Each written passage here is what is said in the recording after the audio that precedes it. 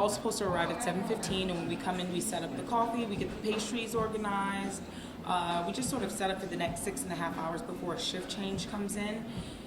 When we come in, it's basically just setting up, getting the coffee, the iced coffee ready, the espresso machine out, the pastries organized, lined up, taking care of customers. We open at 7:30 during the week and close at 7 p.m. For weekdays, and weekend it's 8 a.m. to 6. Display is the most important thing, presentation and consistency. So we're putting it on trays, we're getting it out, we're making sure all of the signs are labeled right. For any customers that may have any allergies coming in, it's good for us to know all of the details and what goes into making each pastry, because if someone comes in with a tree nut allergy or whipped cream or butter, it's not something that you should indulge in because they're all made around peanuts, if not with nuts. So usually if you look here on the first tier of the display, we have the muffin tops, the banana bread, which is our new product, fall product, sponge cake, dinner rolls, 2 different types, and 2 different types of croissants, regular and chocolate.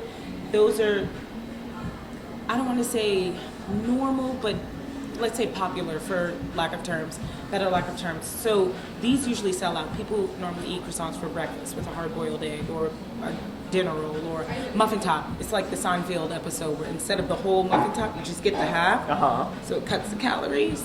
So we usually put those on the first, and so like you would have the cheese Danish lined up to the almond Danish because they're both made with nuts and they both have similar shape and are prepared the same way. Then you'll have like the coconut and buttercream because they're both bread-filled pastries, just with like extra filling. Maybe it's coconut or whipped cream.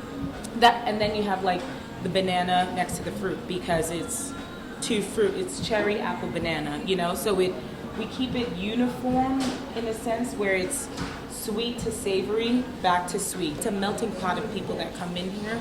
It tends to be young professionals, you see, coming into, I would say, like mid-20s to like maybe early 30s. A lot of students because there is a school, grad school that went up a few blocks down. And so because the neighborhood has sort of become this gentrified environment where it's a mixture of everyone. I would say a lot of like artists coming. As you can see from our artwork display, there's a lot of local artists and young professionals, I would say.